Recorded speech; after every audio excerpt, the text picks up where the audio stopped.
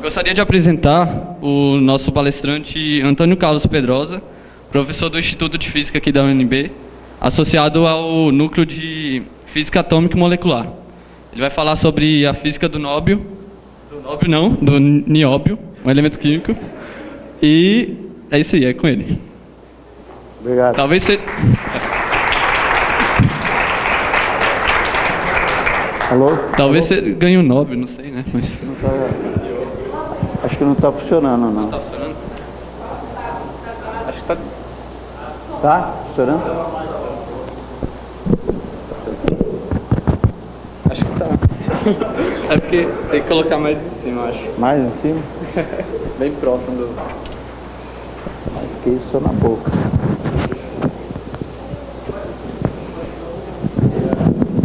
Alô? Alô? Ok. Bom,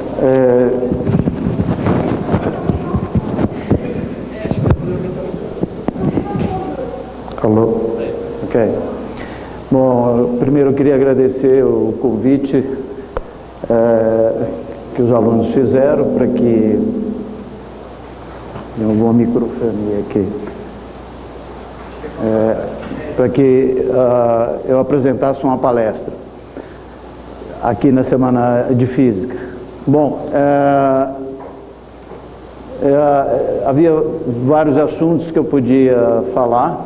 Inicialmente eu pensei em falar sobre as coisas que eu entendo mais, que é a cálculo de estrutura eletrônica usando teoria funcional da densidade, mas eu resolvi mudar completamente, porque eu acho que na Semana Universitária, a Semana Universitária é uma oportunidade da gente investir em coisas que a gente saia da zona do conforto e vá para realmente mergulhar em novas situações. Esse é o espírito. Eu participei da criação da Semana Universitária na universidade em 1990, 92, na época que eu era decano, e o espírito era esse, que durante essa semana a gente saísse do que é tradicional e fosse para outras coisas que fossem novas para a gente.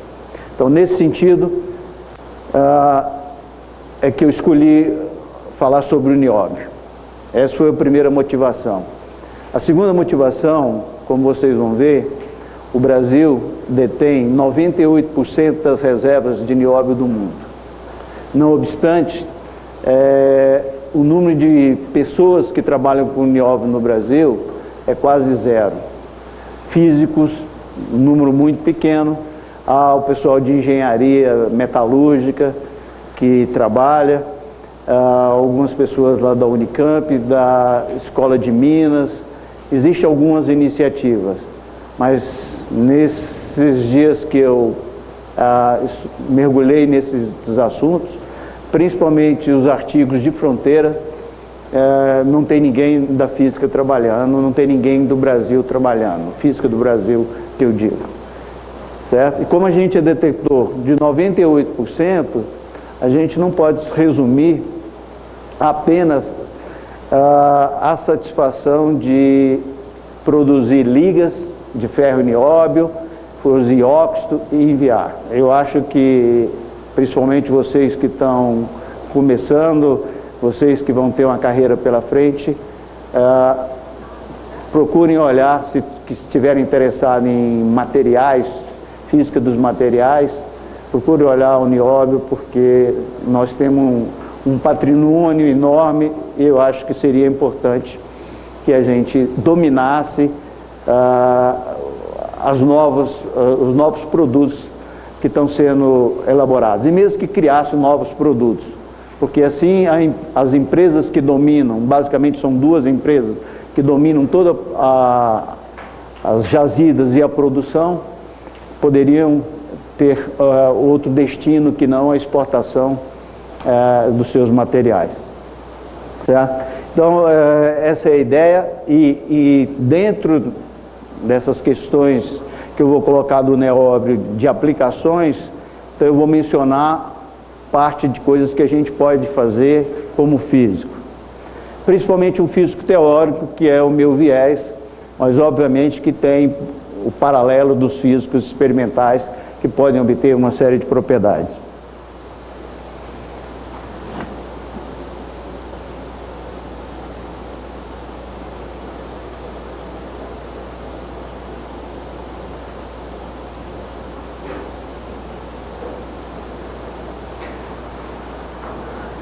Ok. Bom, se a gente quer obter dados sobre minerais no Brasil, a melhor fonte é vocês irem no sumário mineral do DNPM, que é o Departamento Nacional de Produção Mineral. Eles fazem anualmente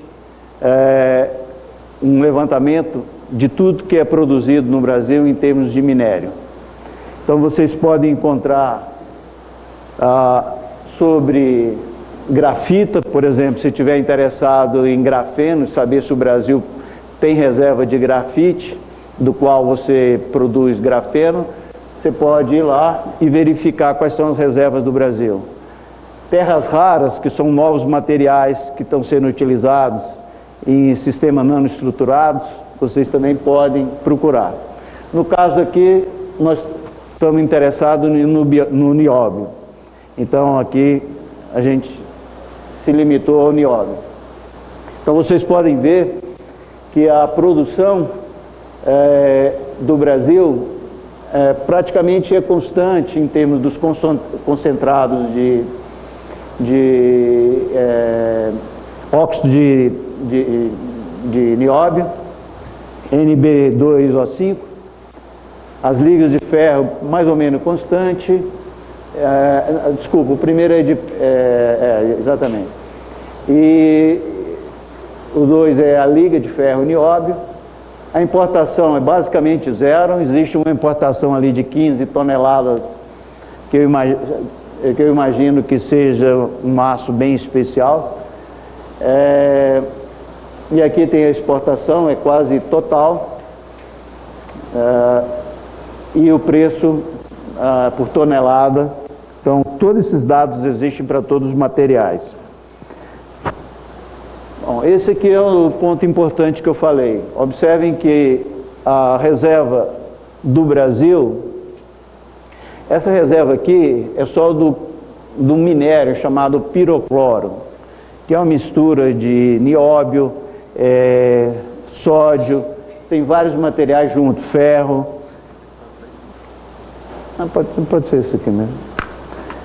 Então, se vocês olharem, botarem na internet, vocês vão achar outros dados, porque depende da maneira como é medido isso, se é o minério bruto ou se é só o concentrado de pirocloro. Mas vocês observem que o Brasil tem 10 milhões de toneladas, o segundo maior produtor é o Canadá, tem 200 mil. Isso representa que o Brasil tem em torno de 97%, quase 98% da reserva mundial. Os outros países, aqui não está, nesse relatório não existe dados, mas é bastante pequeno. A Austrália tem um pouquinho, na África tem um pouquinho, mas basicamente desprezível diante desses números. Então isso aqui é uma riqueza enorme que o Brasil tem, de um material que é de uma importância tecnológica, como a gente vai tentar mostrar aqui para vocês. As companhias, a primeira companhia que tem a maior mineração, que pertence à família Moreira Salles, basicamente são 4 pessoas que são donas dessa empresa. Eles não têm ação em bolsa de valores, eles realmente são donos, certo?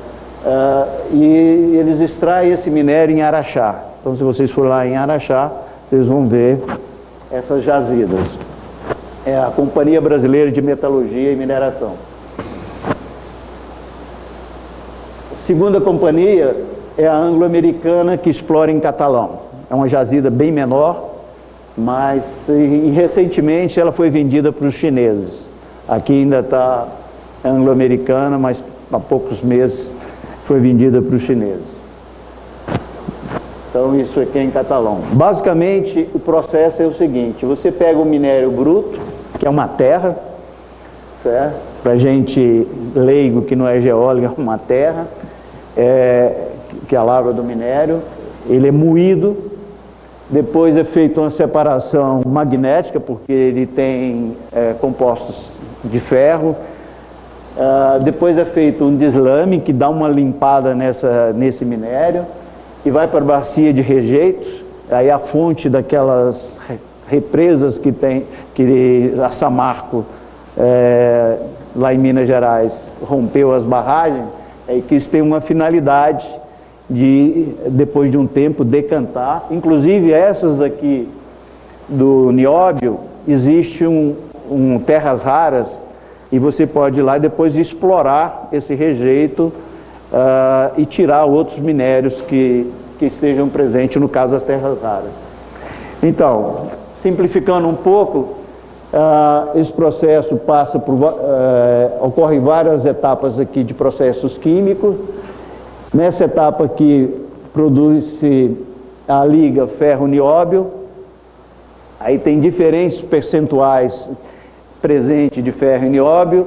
E aqui, se você continuar, você tem produção do óxido de nióbio e a produção do nióbio metálico, nióbio puro, certo? Que sem mistura com outros elementos. Isso aqui é o minério de pirocloro, certo? É o minério bruto que você encontra na natureza lá em Araxá e em Catalão também. Depois ele é passado, sofre por um processo químico e ele fica só um concentrado. Então foram tirados vários elementos que estavam presentes e ficou só esse do pirocloro. Em seguida, como naquele processo que eu falei, resulta no óxido de nióbio. Aqui está escrito grau cristal. Então vocês vejam que são pequenos cristais que são formados. E esses óxidos vão poder ser usados nas aplicações que eu vou listar depois. Aqui já é o nióbio metálico, naquela etapa que eu falei. Também vou mostrar onde são feitas as aplicações do nióbio puro, metálico. Esse aqui já é o nióbio em grau óptico. Ele é refinado, os cristais são minúsculos agora e são usados em aplicações ópticas. Tudo isso é feito tanto em Araxá quanto em Catalão. Aqui já é a liga ferro-nióbio padrão, que é usado em vários processos industriais, eu vou mencionar também. Aqui já é outro ferro-nióbio no grau vácuo. O grau vácuo é porque é o seguinte: quando você vai produzir essa liga, o oxigênio e o hidrogênio costuma entrar como impureza dentro dessa liga. E isso enfraquece a liga. Então você faz sob um processo de vácuo, sob vácuo, de tal forma que você reduz bastante essas impurezas indesejáveis e melhora muito a qualidade da liga. Isso aqui é a outra liga, níquel-nióbio.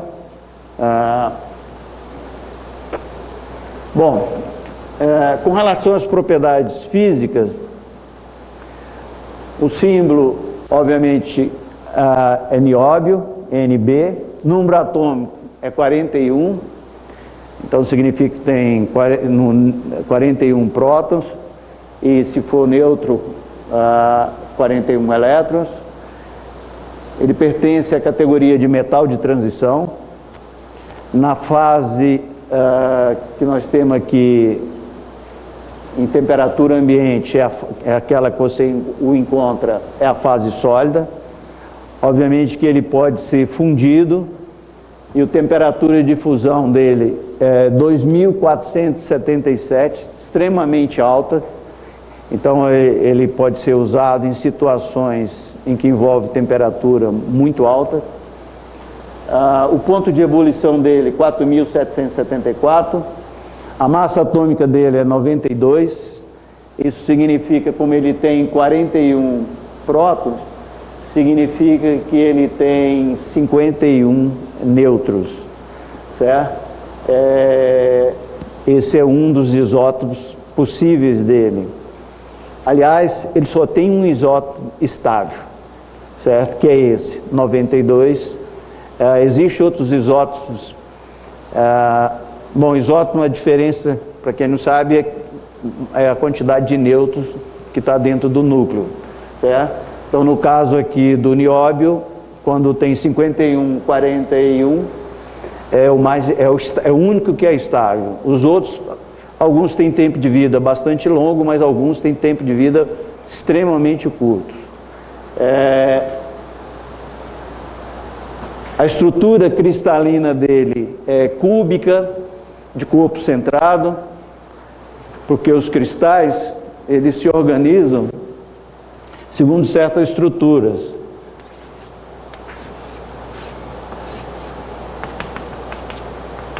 Por exemplo, o sal de cozinha, a gente tem alternadamente nos vértices de um cubo, cloro e sódio, cloro e sódio, cloro e sódio. E essa estrutura se repete. No caso do nióbio, a gente tem nióbio nos vértices,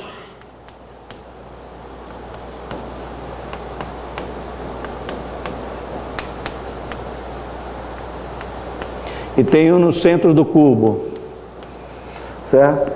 Então essa estrutura é característica do nióbio e ela determina uma série de propriedades ópticas, propriedades elétricas, a partir da estrutura cristalina que ele tem. Obviamente, eu posso ter várias estruturas cristalinas, uma mesma estrutura cristalina com diferentes elementos, eu vou ter propriedades diferentes. Mas a estrutura é fundamental, como a gente vai mencionar aqui um pouco mais para frente. Bom, a condutividade, a resistência elétrica dele é 152 nano-ohms por metro, isso a 0 graus. Quando a gente abaixa a temperatura do nióbio, a temperatura em torno de abaixo de 9,2 kelvins, ou seja, quase zero absoluto, essa resistência vai para zero.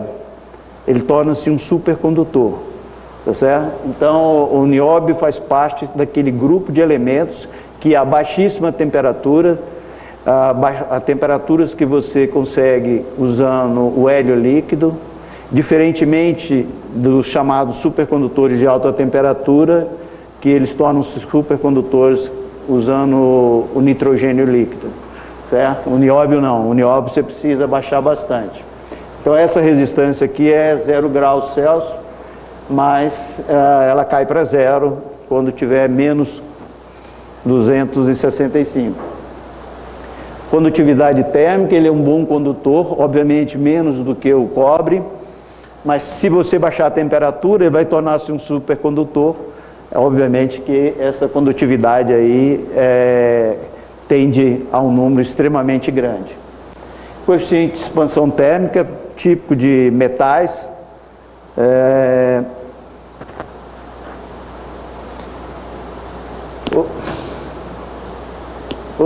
Bom, aqui eu já mencionei, o número de isótopos só tem um. A configuração, isso aqui é estado de oxidação, quando ele vai formar óxido, qual é a valência dele. Isso aqui é a configuração eletrônica. Como ele tem 41 elétrons, você vai descrever esse sistema com 41 elétrons em termos de funções de um elétron. Essas funções a gente chama de 1s, 2s, etc. E o nível dele é 6D meio. Então, o pessoal aí que faz quântica sabe que isso aqui dá um spin. Esse 6 significa que o spin dele é 5 meios, certo? Então você soma todos os spins e ele tem uma resultante que é spin 5 meio. É a resultante Cada elétron tem um spin meio. Quando você soma, tem certas regras para somar isso, e o spin total dele é 5,5. Então, do ponto de vista atômico, ele é ferromagnético, do ponto de vista atômico, porque ele tem um spin diferente de zero. Certo? Quando ele cristaliza, aí você tem que olhar o conjunto de todos os spins. Esse índice, esse D aqui, significa que o momento angular orbital dele total é 2, certo? Bom, então essas são propriedades físicas do nióbio enquanto elemento, e é fácil vocês obterem esses dados, é fácil calcular a partir disso aqui. Basta somar o momento angular orbital ou spin só dessa camada aqui externa, a gente obtém esse nível aí. Se vocês tiverem alguma dúvida sobre isso, vocês podem perguntar ao Marcelo, que ele é especialista em fazer adição de momento angular. Ele acabou de chegar ali, então ele vai conferir se isso daí está certo. Isso aqui é uma tabela periódica, todo mundo conhece. Então o nióbio está aqui, ele está do metal de transição, ele tem a mesma propriedades eletrônicas do vanádio e do tântalo, certo? E ele está próximo aqui do zinco, do ráfino, titânio, crômio, mobilideno, tungstênio. Então essa proximidade aí permite naturalmente que ligas sejam feitas, certo? As ligas você misturam os dois elementos e na estrutura cristalina você pode ter um substituindo o outro, se eles estiverem muito próximos.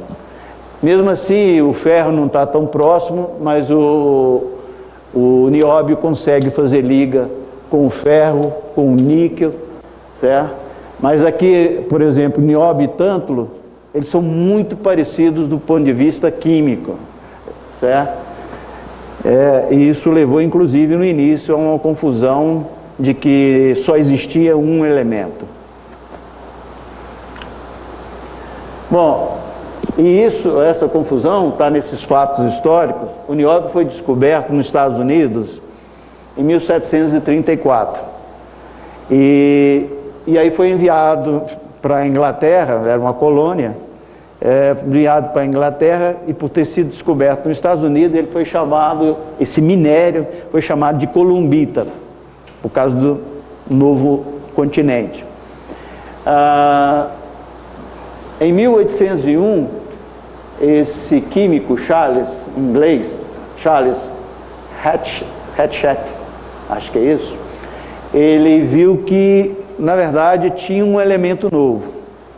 Ele tinha um elemento novo nesse minério. Ele não conseguiu identificar, mas ele viu que tinha um elemento novo. Em 1809, foi descoberto o tântalo. Então eles pensavam que era só o tântalo. Só em 1864 que um químico sueco conseguiu separar o tântalo do nióbio. Eles geralmente aparecem juntos. Pode ser mais proporção de um ou de outro, mas eles normalmente aparecem juntos. Certo? Então, ele só foi isolado, de fato, em 1864. Tem uma longa história química de como esses processos são feitos, com produção de ácidos, que depois foram identificados os elementos. Bom, quais são as principais aplicações do nióbio? A primeira que eu coloquei aqui são ligas de ferro e nióbio, que são usados na produção de aço de alta resistência. Esse 80% é usado para isso, aços com alta resistência. Mas também são usados nos chamados aços microligados ao nióbio. Você pega o aço e coloca uma pequena porção de nióbio. Para vocês terem uma ideia, o quanto é pouco, coloca-se de 100 gramas a 1 quilo de nióbio por tonelada de ferro. Então é quase nada. E isso muda completamente a estrutura do aço que se obtém colocando essa pequena porção. Por quê? Eu não achei nenhum artigo que mostra por quê. Eu achei trabalhos de metalurgia que eles mostram a mudança de fase, os diagramas de fase, etc.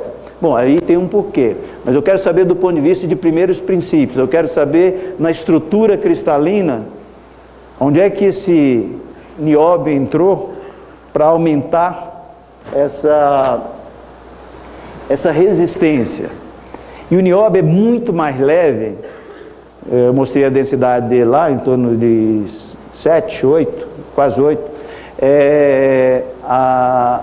ele é muito mais leve do que o ferro, do que níquel.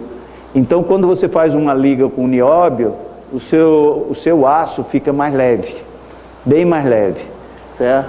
E ele é usado na construção civil para prédios muito altos. Esses prédios lá na China, Singapura, no Oriente Médio. Então, é uma estrutura extremamente resistente e mais leve. Ele também é usado em óxido inoxidável, chamado óxido inoxidável ferrítico, para produção de escapamento, porque escapamento sai os gases e se você colocar um aço qualquer, pode corroer. Então ele é mais resistente a corrosões, certo? Ele também é usado em ferro fundido para peças automotivas, por exemplo, para freio de disco. Usa-se o nióbio junto com o ferro. Ele também é usado nessa liga nióbio, hafnium e titânio como material refratário, ou seja, ele é resistente ao calor na indústria aeroespacial. Então, nessas naves, todos esses equipamentos que são enviados para o espaço tem uma percentagem de nióbio, geralmente é essa liga aqui, certo? Então a NASA consome bastante essa liga para fazer os seus foguetes e etc. Aliás, também é usado do ponto de vista bélico, na boca dos foguetes, onde vai sair, ou dos canhões que vão emitir aqueles foguetes, a temperatura é muito alta, eles também usam essa liga. Essa liga de nióbio com grau vácuo, que eu mostrei aqui, ela também é usada na produção de superligas, que são usadas em motores, e motores de avião a jato, eles usam, e usam também em turbinas geradoras de eletricidade, essas que ficam na terra mesmo, em hidrelétrica. E tem a grande vantagem que o peso é reduzido, certo? Isso para um avião é fundamental, certo? Principalmente se for um desses aviões caça, é melhor ainda, né? Do ponto de vista deles. Bom, também outras aplicações, o nióbio metálico, nióbio puro, ele é usado na produção de fios supercondutores. Mas para ele ser supercondutor, você tem que refrigerar a temperatura abaixo de 9,2 Kelvin. Então você usa hélio líquido para isso. Isso é usado nos aparelhos de ressonância magnética, certo? Então, se você for lá na clínica Vilas Boas ou no IMEB, que tem aparelhos de ressonância magnética que produzem campos de 3 teslas, os eletroímãs, que são fios enrolados num certo núcleo de ferro, em volta de um núcleo de ferro, eles são refrigerados com hélio líquido para que esses fios sejam supercondutores e, portanto, produzir campos bem mais intensos. No caso, eles produzem campos lá de 3 Tesla. Tesla é uma unidade de medida de campo magnético. 1 Tesla é bastante grande. Para vocês terem uma ideia, 1 Tesla é 10.000 Gauss. E o campo magnético da Terra é menos de 1 Gauss. Então, esse é um campo enorme. Por que a gente precisa disso na ressonância magnética? Porque você precisa, a qualidade da imagem seja melhor. Quanto maior for esse campo, melhor vai ser a qualidade da imagem. É um dos componentes. Obviamente que você tem que ter um bom detector, um bom programa que transforma o sinal de ressonância na imagem do corpo da pessoa. Mas um dos ingredientes é esse campo. E a dificuldade de uma ressonância magnética, diferente de um laboratório aqui na física, pode ter um de 15 Tesla. Mas lá você tem uma amostra minúscula. Na ressonância você vai colocar uma pessoa. Então você tem que ter mais ou menos um diâmetro em torno de 90 centímetros e o campo tem que ficar uniforme em torno de toda essa região que você vai colocar a pessoa. Senão você dá distorções na imagem. Então é fundamental você produzir um campo forte e que seja homogêneo em uma região como um diâmetro de 90 centímetros. Então é utilizado também em fiocondutores, em aceleradores de partícula. Então se vocês forem trabalhar lá no CERN, no LHC, os aceleradores lá são todos fabricados com fios de nióbio, refrigerado a hélio líquido também, para ele ser supercondutor, certo? Também espectrômetro de massa, para produzir campos magnéticos grandes, se usa também o nióbio, novamente refrigerado a hélio líquido. Também é utilizado na fabricação de equipamentos para produção de diamantes. Isso porque no diamantes, para produzir, você exerce uma pressão muito grande. E o seu material, o seu equipamento tem que ser resistente a altas pressões. E o nióbio consegue fazer isso. Outras aplicações aqui, o nióbio na produção de equipamentos para a indústria química, principalmente pela natureza anticorrosiva, ou seja, não a natureza, mas pelo fato de que ele resiste a um processo de corrosão química. Você coloca pouquíssimos ácidos, consegue corroer o nióbio metálico. Então, por isso ele é utilizado na indústria de equipamentos, em equipamentos para a indústria química.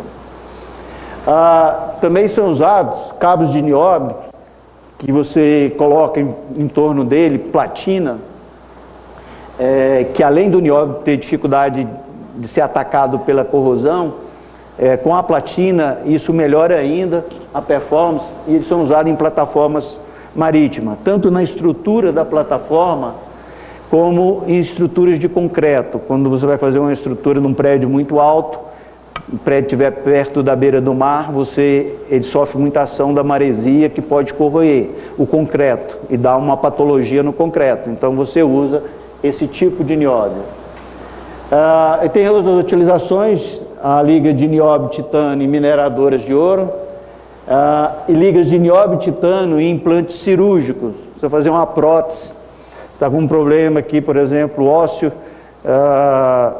na sua perna, sofreu uma fratura, você vai fazer um implante, usa-se liga de nióbio titânio, porque tem pouca rejeição, ele reage pouco com o corpo. Os óxidos de nióbio são usados em aplicações eletrônicas e óticas, formando uma película sobre lentes, por exemplo, ou na eletrônica, na aplicação de fabricar capacitores, certo? Essas são aplicações também que existem. As principais ligas são essa aqui: nióbio puro, uma liga em que é 100% nióbio, ferro nióbio, devia ser, aqui é 60, portanto esse é 40, devia chamar nióbio ferro, mas por tradição chama de ferro nióbio. E aí tem vários percentuais: nióbio zircônio, nióbio titânio em diferentes percentuais, nióbio tântalo, e aquela liga que eu falei que é usada na indústria aeroespacial, nióbio, hafnium e titânio. E a liga nióbio estanho, que é usado para fios supercondutores. Bom, aqui as ligas de aço são usadas na fabricação de carro, torna os carros mais leves, a aeronáutica, esse da plataforma, em viadutos com estrutura metálica e do concreto, como eu falei ali, essa aeroespacial, foguetes, aviões caça, outros tipos de aviões, aqui aceleradores no CERN. Essa aqui é a forma que ele aparenta de fios enrolados, isso aqui são barras metálicas, bom, é usado aqui em películas de lentes, aqui é o CERN, isso aqui são placas de aço, ou se não, placas de aço, ou se não são lâminas, aqui eles estão em aquelas placas enroladas, essa aqui placas planas, em diferentes espessuras. Esse aqui é o equipamento de ressonância magnética de 3 Tesla lá do Vilas Boas. Eu não estou fazendo nenhuma propaganda para Vilas Boas, mas que é a única de Brasília que tem 3 Tesla e os fios, quando você vai lá visitar, a gente foi uma vez convidado, o professor Júnior e eu, fomos lá visitar, eles têm uma unidade só de refrigeração de hélio líquido e os físicos podem fazer estágio, vocês podem procurar lá que eles tem físico atuando lá e tem bastante coisa de física médica, em particular tem essa parte aí de criogenia, um sistema de hélio líquido para refrigerar os fios. Bom, para estudar tudo isso, o que a gente precisa do ponto de vista físico? A gente pode estudar propriedades macroscópicas, né? Coeficiente de dilatação, a gente pode estudar a condutividade, etc.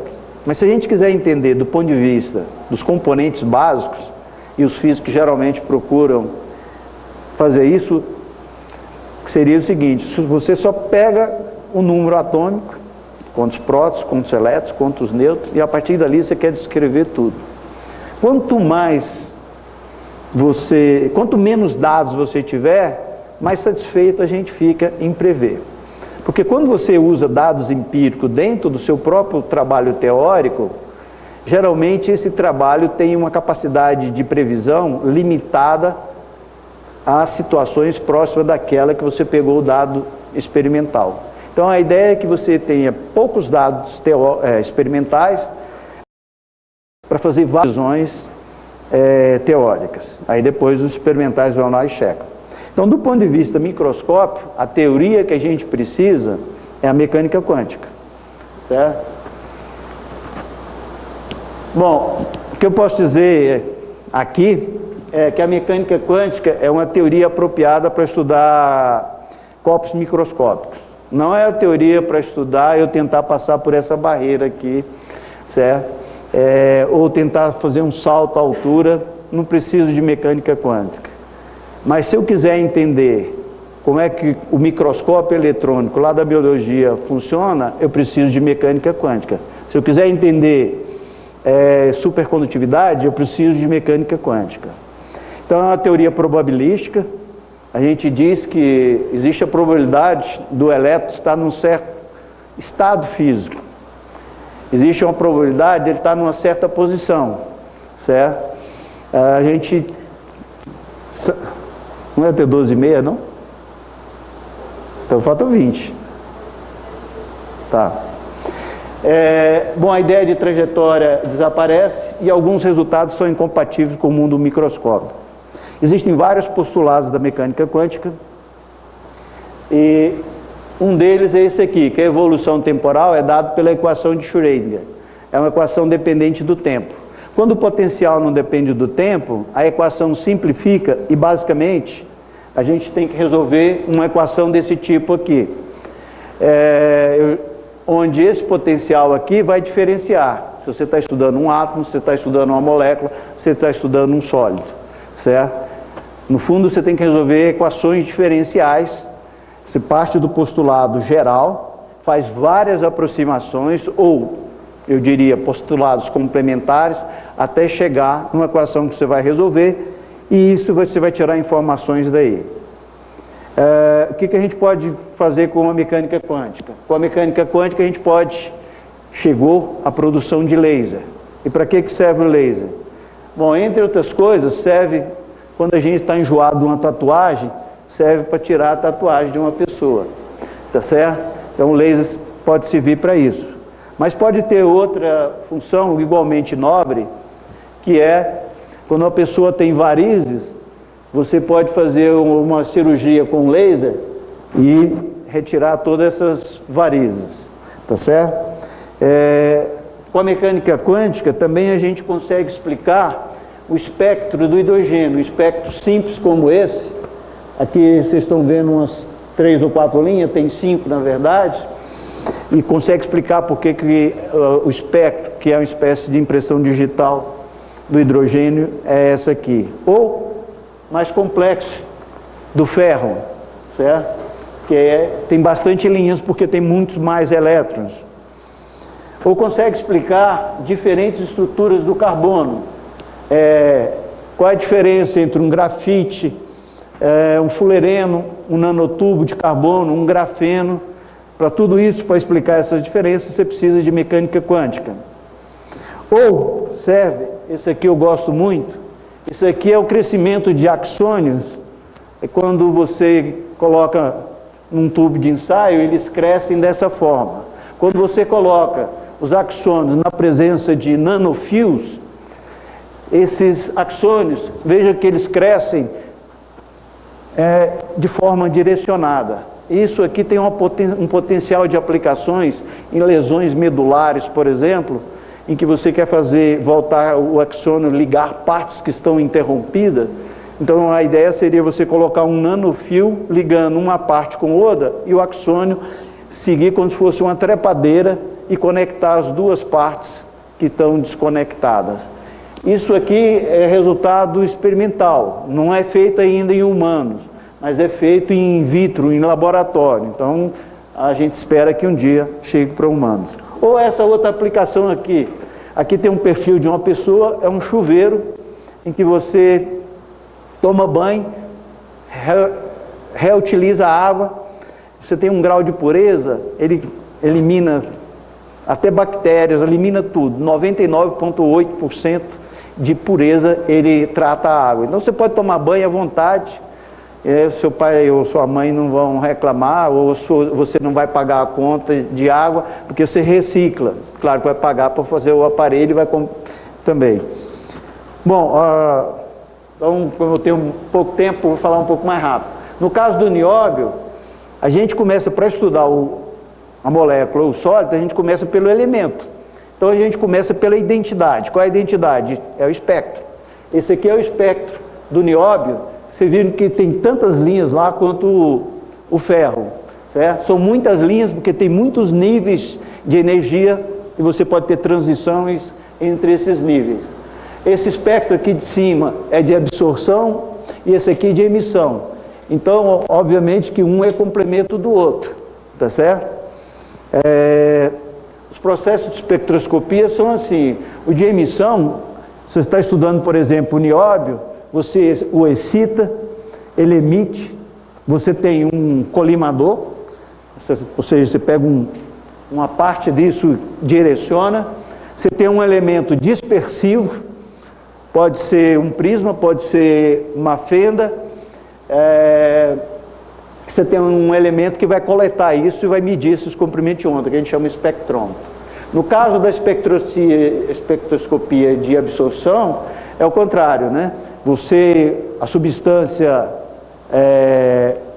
a ser analisada está aqui. Primeiro você tem uma fonte, que a gente chama fonte contínua, ou seja, ele contém muitos comprimentos de onda, normalmente é colimado, passa por essa substância e o que ele absorver vai sair daqui, você vai ver no fim, então o que ele absorveu. Aí você fica sabendo quais as transições que ele provocou, certo? Bom, no caso, então, a gente primeiro estuda dessa forma, resolvendo aquela equação que eu falei de Schrödinger, independente do tempo, ou dependente do tempo, depende do potencial, mas se eu quiser os níveis de energia do sistema isolado, eu faço independente do tempo. E aí a gente passa para moléculas. A gente pode estudar moléculas. Nas moléculas a gente congela os núcleos primeiro, estuda os elétrons, depois você vai mudando a posição dos núcleos e aí você tem um potencial, que é um potencial o qual os núcleos vão se mover. Nos sólidos você tem uma coisa parecida. Isso é uma aproximação que chama aproximação de Born-Oppenheimer, certo? E você pode fazer isso porque o movimento dos núcleos é muito mais lento do que dos elétrons. Bom, no cristal, o cristal você tem uma estrutura como aquela que se repete. Então vamos supor, por exemplo, um cristal em uma dimensão. Se os elétrons fossem livres, a energia seria proporcional aqui ao quadrado do momento. Se a gente lembrar, elétron livre só tem energia cinética. Então seria 1 sobre 2m P ao quadrado. Tá certo? Então, a relação entre a energia e o momento seria uma parábola. Acontece que no cristal, ele não está livre. Ele vai andando, encontra um potencial, vai andando, encontra um potencial bem forte. Na verdade, ele encontra o tempo todo, mas em alguns locais ele é mais forte. E ele se repete periodicamente. Então vamos supor que eu tenha aqui uma estrutura linear, fosse um cristal em uma dimensão, a cada distância A ele se repete. Aqui já é diferente, a cada distância A ele se repete, aqui não tem nenhum átomo entre essa distância A. Então esse aqui a gente repete a cada distância A e põe no meio outro átomo. Daqui eu pego uma distância A e ponho aqui outro átomo. Tá certo? É outra maneira de representar uma estrutura que se repete. Ou, isso aqui seria átomo da mesma espécie, isso aqui é átomo de espécies diferentes. Então existem diferentes estruturas que se repetem, certo? Num sólido, aqui no caso unidimensional. O fato de esse potencial se repetir periodicamente influencia na solução dessa equação aqui, certo? Que eu escrevi de uma forma geral. Obviamente que em cada caso ela tem pequenas ou várias modificações. Então basicamente é o seguinte: se eu tenho um potencial, no caso unidimensional, que eu repito a cada passo A, ele se repete, então essa função, certo? Ela tem que ter a mesma simetria. Então ela só pode divergir, só pode diferenciar da posição R por uma constante, certo? A gente pode colocar isso na equação e a gente vai chegar que essa equação tem que ser desse tipo. É uma exponencial vezes uma função, onde essa função U ela é periódica. Isso chama-se teorema de Bloch, ou de Floquet, do ponto de vista matemático. Então essa função é uma função periódica, a função U, e eu vou definir esse P sobre H barra, certo? Como o inverso do comprimento de onda, que é o número de onda, certo? Então P fica sendo H barra K. Isso é o que a gente chama de quase momento. H barra K dá P e o P seria quase momento.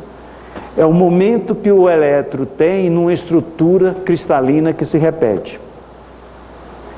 Certo? Então, nesse caso, se a estrutura é A, se eu olhar aqui, ó, quando isso aqui for A, eu coloco aqui psi de R mais A, tem que ser igual a psi de R, aí eu vou ter que isso aqui tem que ser 2π, o múltiplo inteiro de 2π. Então significa que o K tem que satisfazer essa relação. Tem que ser o K vezes A, que é o tamanho ali do parâmetro, que a gente chama de parâmetro da rede, tem que ser um número inteiro de 2π.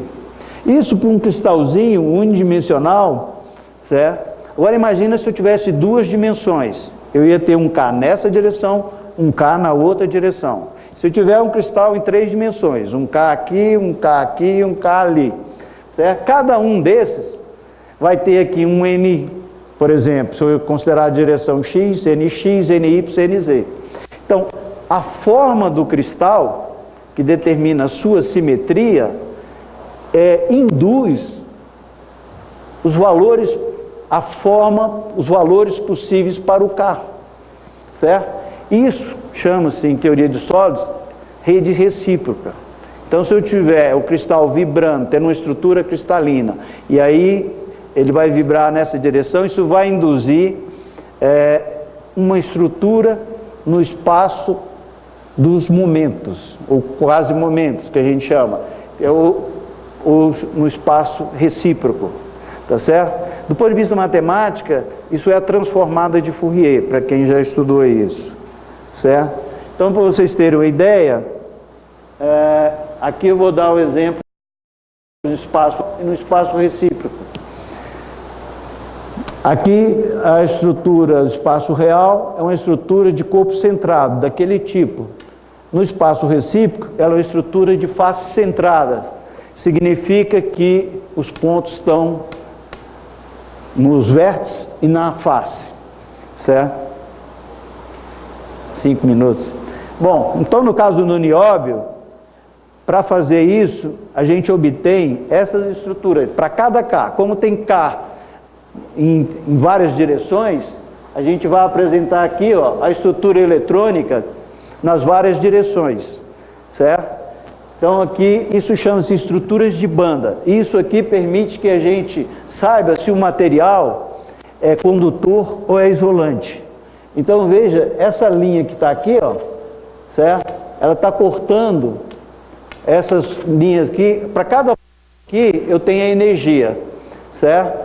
Se houver um espaço entre onde tem um ponto aqui, então, por exemplo, aqui eu tenho um elétron, aqui eu posso ter 2 elétrons, aqui eu posso ter 2, posso ter 4. Então eu vou precisar dessa banda aqui de cima, no caso, como a gente viu a configuração do nióbio, tá certo?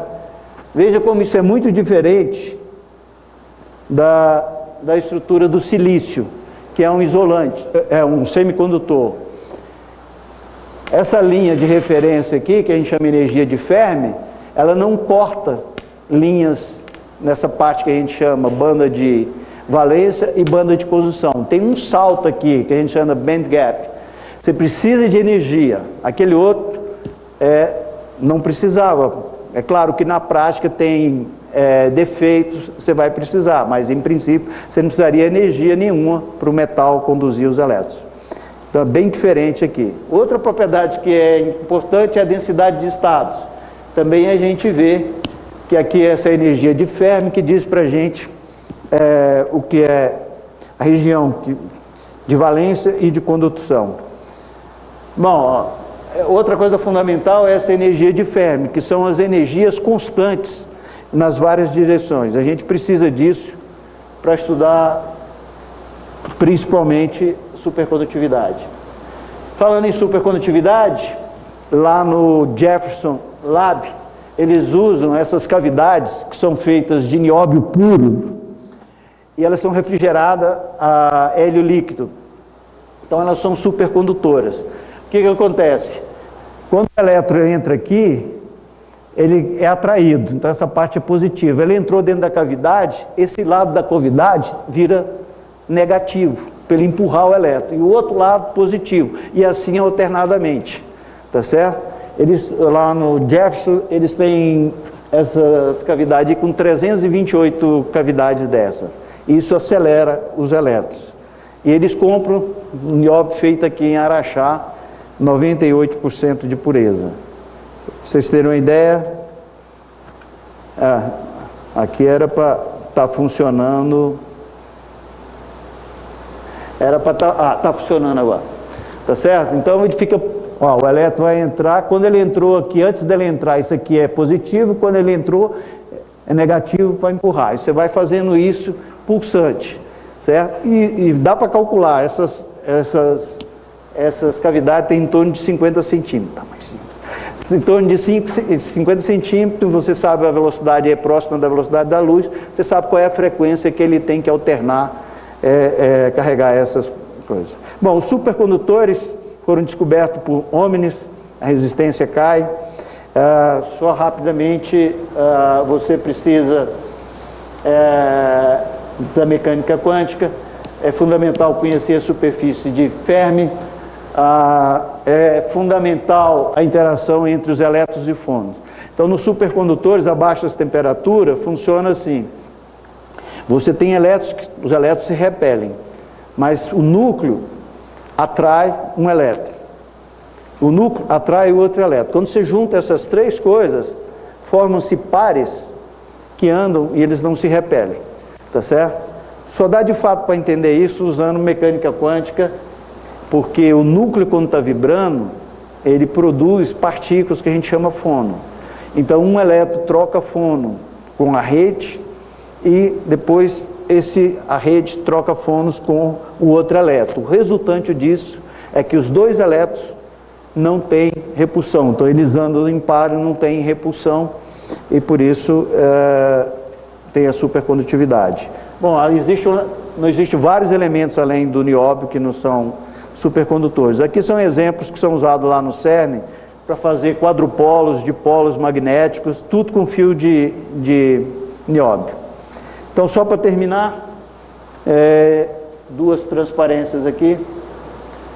Os óxidos de nióbio são usados para catálise, células solares, são novas aplicações. Dispositivos fotocromáticos, eletrodos para bateria, eletrodos para células combustíveis, dielétricos de supercapacitores, nanoaglomerados de nióbio são usados em nanocatalisadores, materiais magnéticos, ainda novas aplicações, nanocompósitos de nióbio e cobre, diodos de tunelamento, em que quem vai ser conduzido não é elétron, mas um par de Cooper.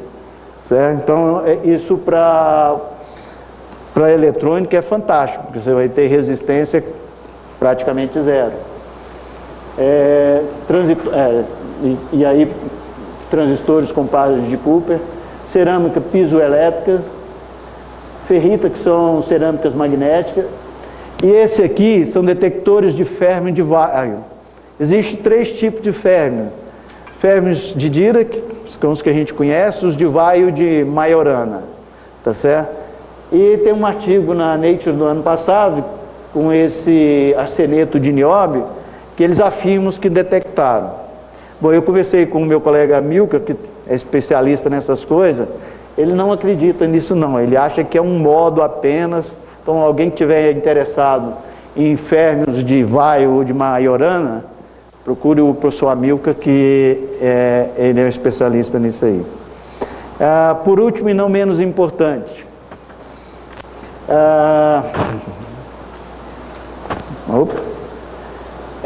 essa companhia brasileira de metalurgia, ela agora está apoiando a rede temática em engenharia de materiais. Bom, a gente não pertence a nenhuma rede de engenharia, mas eu acho que se a gente tiver boas ideias e convencê-los, eles podem apoiar. Eles têm muito dinheiro. Os donos, cada um tem um patrimônio da ordem, pessoal, da ordem de 12 bilhões de reais, certo? Podia ser em dólar, mas 2 bilhões de reais já é uma boa quantia. E além disso tem esse prêmio, que foi aquele químico que viu que tinha um outro elemento chamado Charles Hatchett, que o dinheiro é dado por essa companhia brasileira, mas quem escolhe é o Departamento de Minas lá da Inglaterra. E eles premiam os melhores trabalhos publicados na área de nióbio. É um bom prêmio. Quem tiver interessado em ganhar pode entrar nessa página aí do prêmio Charles Hatchett. E fim da apresentação.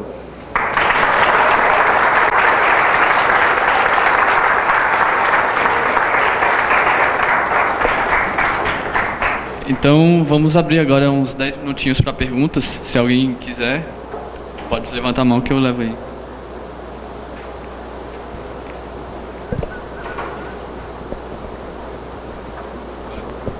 Oi, professor. Você podia só dar aquela primeira referência que você deu que eu perdi? Qual? Aquela referência de todos os materiais que o Brasil tem de minerais. Referência... Eu não sei qual que você está falando. Logo no início? Aham. Esse mouse aqui está difícil. Como é que eu volto aqui? Meu dedo aqui não está rodando aqui. Vou começar aqui do começo.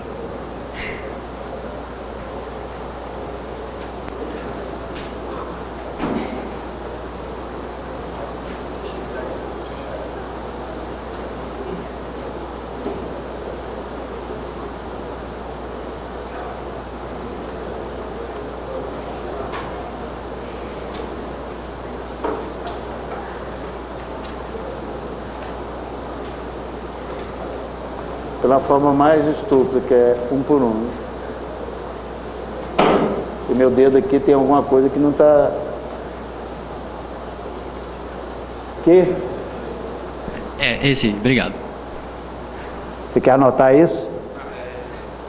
É do DNPM, Departamento Nacional de Produção Mineral. Fica ali quando a gente vai para a esplanada, à direita tem um prédio ali, certo?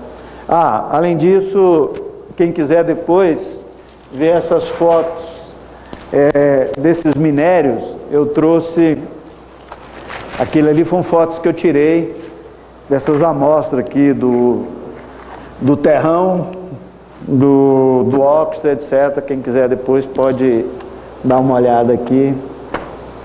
Foi uma geóloga lá do DNPM que conseguiu isso para mim.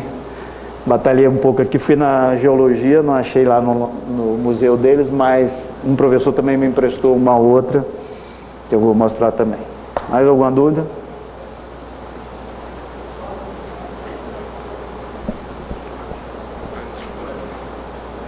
O senhor mencionou apenas um isótopo estável do nióbio. Qual seria esse especificamente? Esse que tem 51 nêutrons e 41 prótons. Certo? Obrigado. Se vocês olharem, você acha na internet tabela de isótopos do nióbio. Aí tem vários outros, com 93, 94, 88, mas eles têm um tempo de vida pequeno. Tem alguns que têm 10 a 7 anos. Para mim isso é estável, mas eles não colocaram como estável não. Não é, Portilho? Não é não? Pois para mim, eu acho que eu não vou conseguir viver isso tudo não. Então para mim seria estável, mas não é considerado estável. Então só tem um, que é esse 41. E aí tem todos os processos de decaimento, como é que ele passa de um para outro, etc. Nessas tabelas de isótopos. Alguma outra dúvida? Bom, o tempo era menos. Luiz? Ô Pedroso, obrigado por compartilhar com a gente a sua imersão aí nesse assunto bem... Eu acho que o espírito é esse mesmo. E com relação ao tema específico, né, a gente fica sempre aquele ar de mistério. É uma coisa que é muito importante e é uma coisa que parece que não tem muito, né, e poucas pessoas têm. Então, qual é a maneira certa de usar isso? Não? Porque é um pouco cruel que a gente tem isso, só que a gente também não sabe fazer, por exemplo, o supercondutor, né? A gente não sabe fazer a máquina de ressonância. Então, por um lado, é um estímulo para os alunos e para todo mundo que gosta disso, ver todas as aplicações possíveis, né? E segundo, perceber também que a mineração, como a gente vê hoje, aquelas minas enormes, aqueles buracos no chão, muito provavelmente aquilo um dia vai acabar, né? Bom, a gente gosta de cavar buracos no planeta, então possivelmente a gente ainda vai cavar muito buraco. Mas é interessante também entender as propriedades desses materiais, porque uma possibilidade extremamente interessante, pelo que a gente aprende com a evolução, é que as coisas vão ficando velhas e elas precisam ser recicladas, né? Então, a própria capacidade nossa de entender esse material, aonde ele está, e a sua palestra foi excelente por causa disso. Ela mostra que ela está em muitos lugares. Pode ser que, por exemplo, um dia quando você for demolir um prédio ou uma ponte, né, pode ser que tenha da mesma forma que a gente, em vez de fazer um buraco de quilômetros lá em Araxá, né? Você pode, se você sabe, se você tem a informação que naquela ponte, naquele edifício, naquele prédio, naquele avião foi usado esse material, né? Existe a possibilidade no futuro de você ir lá reciclar ele. Então, é interessante também a gente começar a perceber essas coisas que se a gente pode vender as coisas para o exterior, a gente fica com essa sensação que a gente está entregando uma coisa muito valiosa por um preço barato, mas se a gente fizer um cadastro para onde essas coisas estão indo, onde elas estão sendo usadas, existe a possibilidade no futuro de você ter acesso a essa informação e você recuperar isso via reciclagem, usando métodos de química, física, que nem que você mostrou. Mas, bom, era só um comentário, participar da discussão. O que me incomodou nessa questão do nióbio é que o retorno para o Brasil em termos de impostos, por exemplo, é baixíssimo. Tá? Para o dono da mina lá não, né? É baixíssimo. Para os três lá. Não sei se tem alguém aqui que é dono dessa mina ou funcionário, etc. Mas o retorno é muito baixo. Eu ia até colocar isso, mas tinha dados demais e eu tinha que fazer cortes. Eu queria até falar mais das propriedades físicas aqui, mas eu acho que era importante entender o contexto e onde que vem e onde que é aplicado. Porque a gente deve estudar as coisas e, se possível, saber onde é aplicado. Eu acho que o estudo fica mais agradável, faz mais sentido. Certo? Então me incomoda muito, é muito baixo o retorno.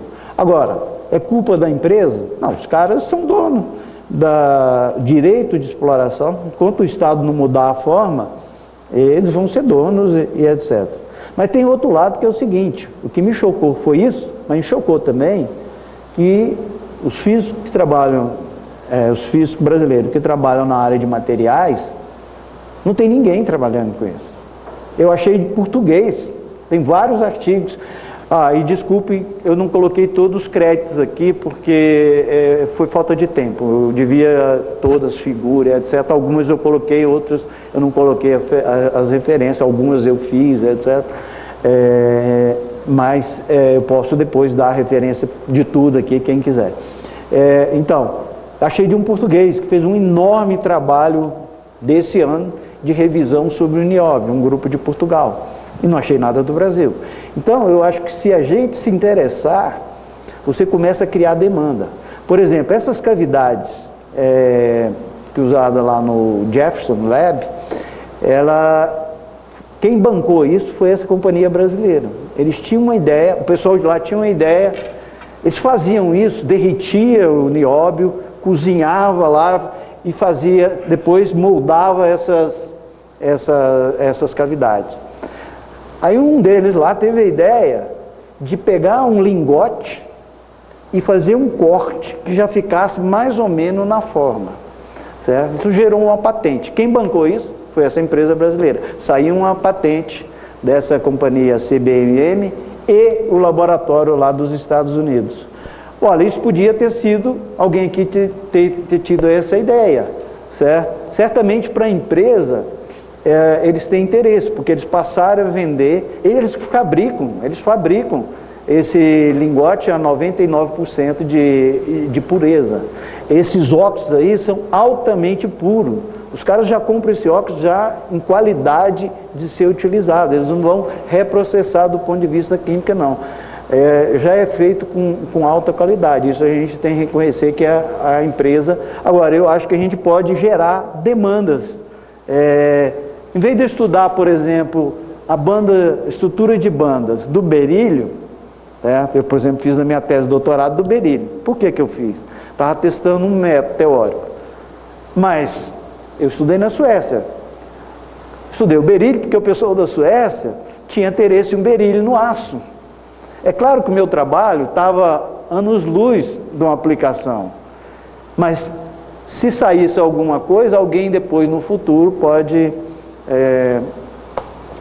ter uma coisa. Então, se você vai escolher, não tem nenhuma razão para escolher outro, escolha o nióbio. Calcule as bandas, calcule os óxidos, calcule a superfície de energia potencial, etc., né? Que o Luiz conhece bem. Acabou? Obrigado pela presença de todos e